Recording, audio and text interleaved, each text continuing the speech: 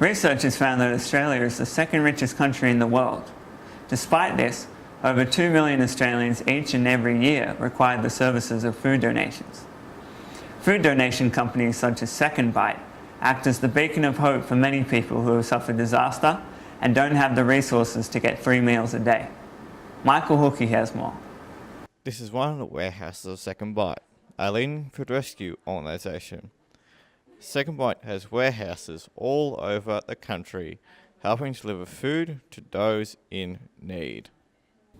Well, we collect, we redistribute surplus food that would otherwise go to landfill. So this financial year we'll redistribute about 4.5 million kilograms of food that would otherwise have gone to waste. The majority of the food that we move is fresh fruit and vegetables, and over 95% of the food we move is nutritional food or core foods as classed in the Australian Guide to Healthy Eating. It means that you too can help by donating unused food.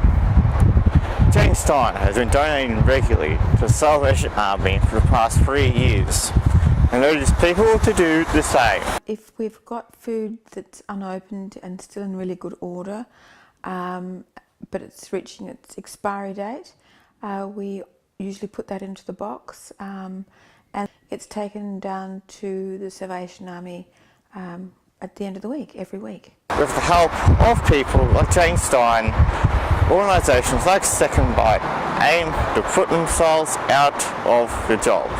Ultimately, as an organisation, Second Bite should not exist. And our ultimate goal and our ultimate vision is we do not exist, and we put ourselves out of a job.